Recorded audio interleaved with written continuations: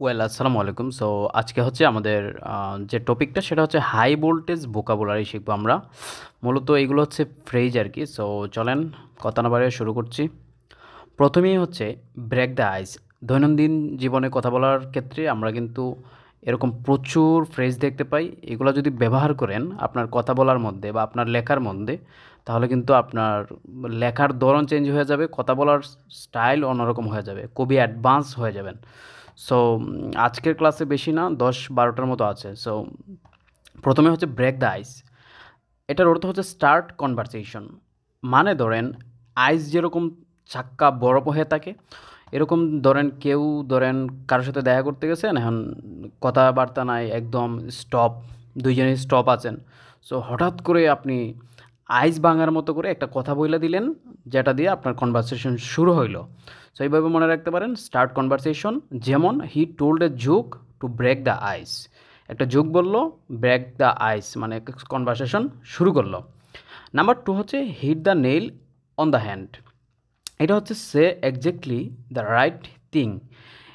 এটা কীভাবে মনে রাখবেন জানেন? ধরেন আমরা গ্রামে ধরেন চোর ধরছি। সো চোর ধরার পর এখন চোর কোনো কিছুই বলতেছে না। এখন কি করবেন?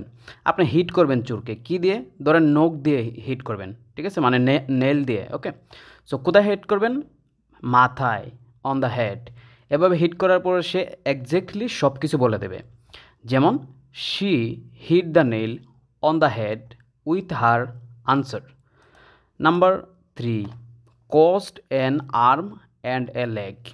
এইটার অর্থ হচ্ছে বি ভেরি এক্সপেন্সিভ। মনে রাখবেন কেমনে? কস্ট মানে কি? কস্ট মানে তো ধরেন যে কোনো কিছু ক্রয় করতেছেন, আপনি কিনতেছেন বা দাম। সো কী কিনবেন আপনি? আর্ম মানে বাহু।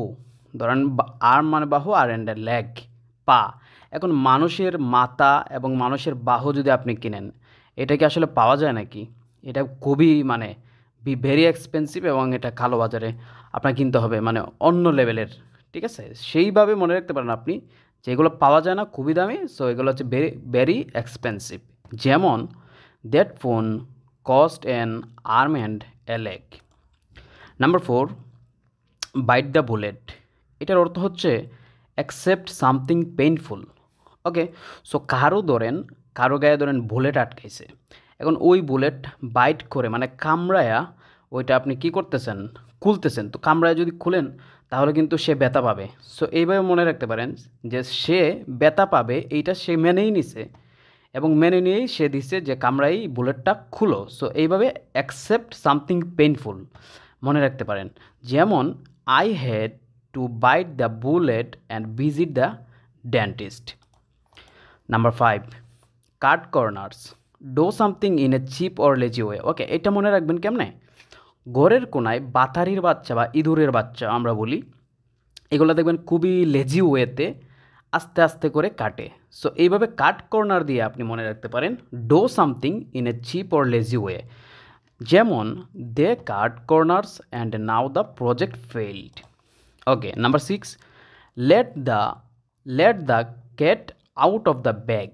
এইটা মানে হচ্ছে আপনি কোনো সিক্রেট ফাঁস হওয়া আর কি। সো কেমনে মনে রাখবেন? ঘরের মধ্যে বিড়ালের অনেকগুলো বাচ্চা। সো এই বাচ্চাগুলো এক ব্যক্তি ব্যাগে করে নিয়ে যাচ্ছে, মানে ধরে কোথাও ফালাই দিয়ে আসবে। সো হঠাৎ করে একটা বিড়ালের বাচ্চা বের হয়ে গেল। এখন রাস্তার মধ্যে লোকজন দেখে ফেললো। দেখে ফেলার পর বুঝতে পারলো যে সে আসলে বিড়ালের বাচ্চা নিয়ে কোথাও যাচ্ছে। সো বিড়ালের বাচ্চা নিয়ে যাওয়া আসলে এটা একটা কেমন না?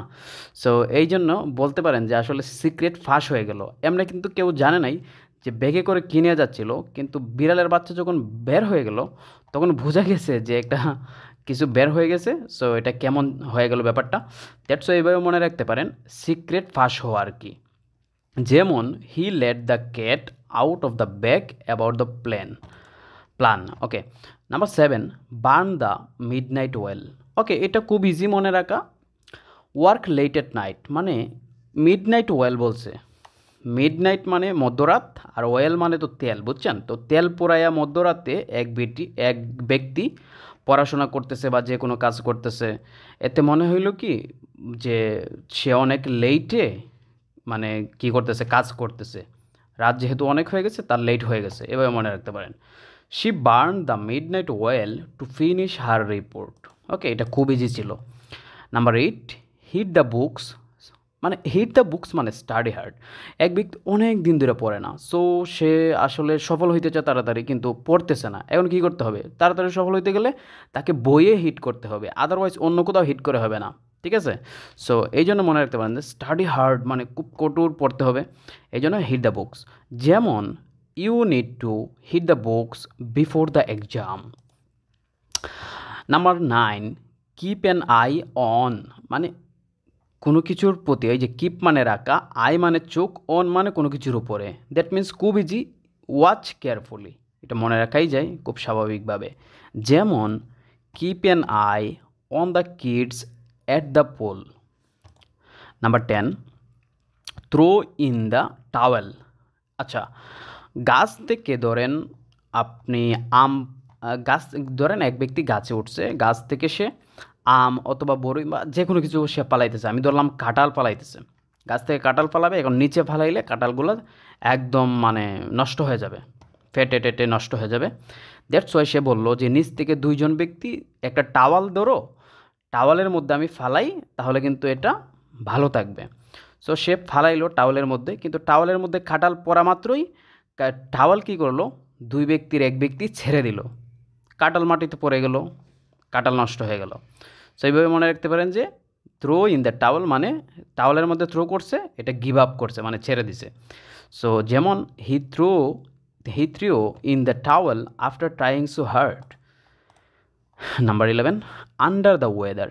আন্ডার দ্য ওয়েদার মানে প্রতি মৌসুমেই কিন্তু একটা ওয়েদার চেঞ্জ হয়, এবং সেই ওয়েদার চেঞ্জ হওয়ার ফলে মানুষের জ্বর সর্দি কাশি এগুলো হয়, আমরা বলি যে এগুলো মৌসুমি রোগ। ঠিক আছে? যে ওয়েদার চেঞ্জ হওয়ার কারণে এগুলো হয়েছে, সেইভাবে মনে রাখতে পারেন যে ফিলিং সিক।